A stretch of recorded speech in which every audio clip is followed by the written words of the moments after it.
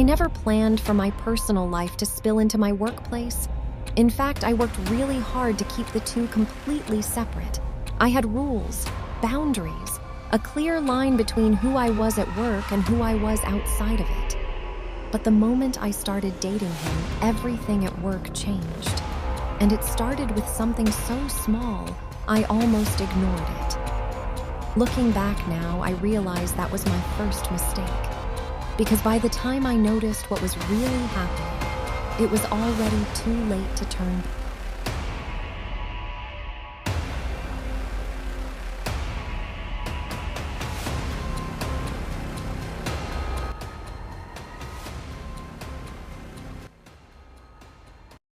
How had I not seen it before?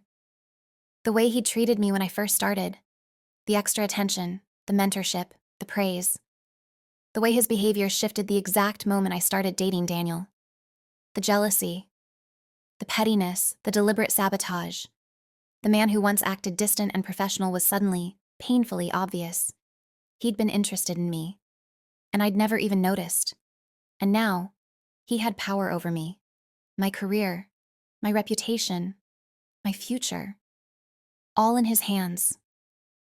Is there anything else? I managed to say, my voice barely steady. Just think about what I've said. Consider whether this position is really the right fit for you. It was a threat, thinly veiled but unmistakable. I stood up. Thank you for the feedback.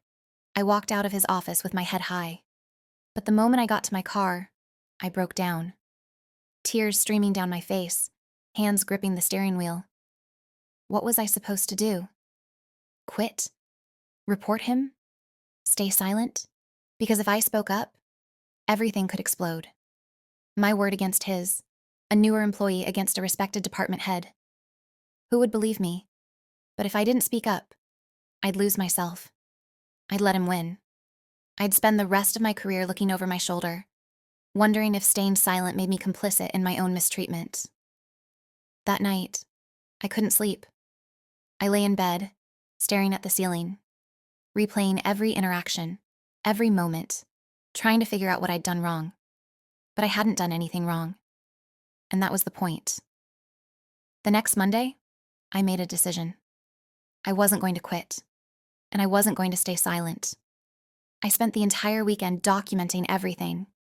Every incident, every change deadline, every criticism, every overheard comment. I printed emails. I saved messages. I created a timeline. And then I did something I never thought I'd have to do. I filed a formal complaint with HR. The meeting was scheduled for Tuesday afternoon.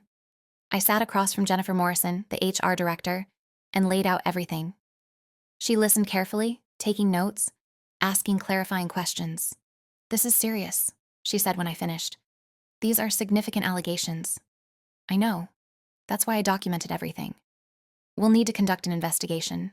That means interviewing other employees, reviewing records, speaking with Mr. Carter." My stomach twisted. "He's going to know I reported him." "Yes, but we take these complaints seriously, Maya. If what you're saying is true, this is inappropriate workplace behavior at minimum, potentially rising to harassment. What happens to me in the meantime?" "We can arrange for you to work with a different supervisor temporarily while we investigate." I nodded, feeling a strange mix of relief and terror. I'd done it. There was no going back now. The investigation took 3 weeks. 3 weeks of whispered conversations in hallways, curious looks from coworkers, tense meetings with HR, 3 weeks of wondering if I'd just destroyed my career over nothing. But then, things started coming out. Other employees came forward. Apparently, I wasn't the first person to experience Mr. Carter's changed behavior after rejecting his interest. There was Jennifer from accounting, who'd been transferred to a different department after turning down his dinner invitation. There was Marcus, a junior analyst who reported feeling targeted after Mr. Carter learned he was gay and unavailable. There was even an intern from 2 years ago who'd left the company entirely after experiencing what she described as subtle but constant retaliation. A pattern. Clear. Documented. Undeniable. On Friday afternoon, I was called into another HR meeting. Jennifer looked tired but relieved. "We've completed our investigation," she said. Mr. Carter has been placed on administrative leave pending further review. I couldn't breathe. What does that mean? It means the company takes your complaint seriously. It means there were sufficient findings to warrant disciplinary action. And it means you'll be working with a new supervisor going forward. Will he come back? She hesitated.